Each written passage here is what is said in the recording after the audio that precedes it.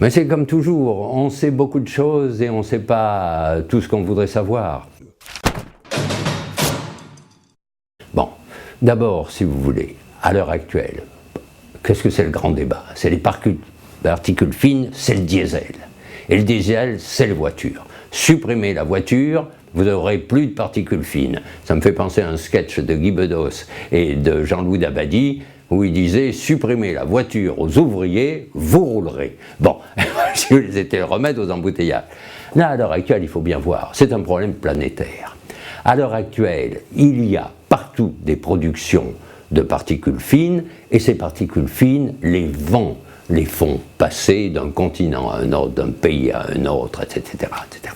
Alors maintenant, quelle est la responsabilité des particules fines? Elle est certaine dans le déclenchement en particulier de maladies respiratoires, mais aussi de cancers. Toujours la même chose, qu'on ressort, les cancers, bon très bien, c'est une réalité.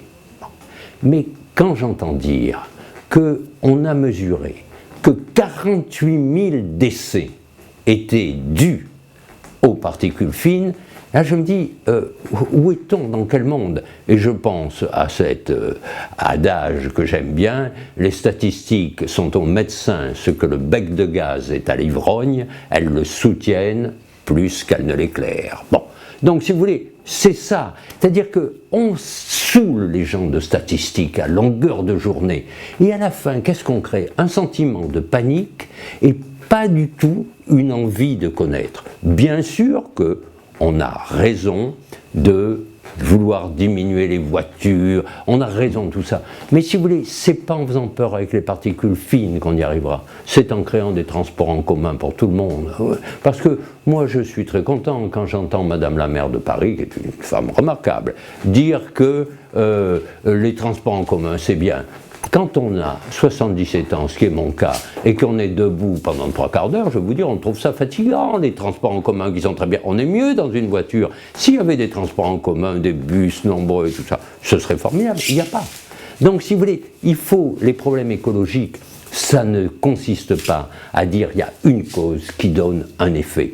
Il y a deux nébuleuses qui s'affrontent et qui, à un endroit, donnent des effets. Il faut regarder ça. Alors, tous mes amis pneumologues, j'ai fait beaucoup de pneumologie à un moment donné de ma vie, tous mes amis pneumologues ont raison de se battre contre les particules fines.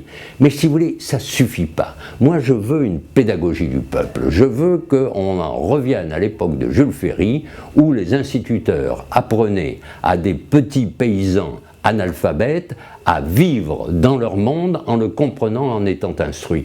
À l'heure actuelle, si vous voulez, vous savez, je vais vous dire quelque chose. La télévision a donné aux gens l'illusion du savoir.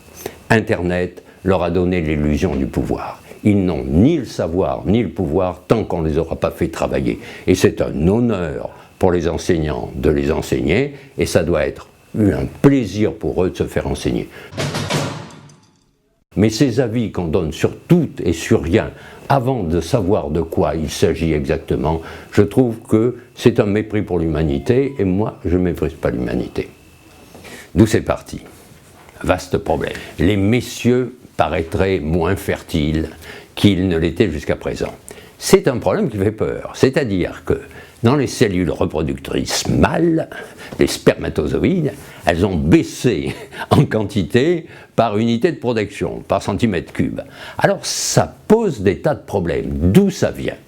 Or on a repéré quelque chose qui est une réalité, c'est-à-dire qu'un certain nombre de molécules ont des effets endocriniens. Alors qu'est-ce que ça veut dire endocriniens?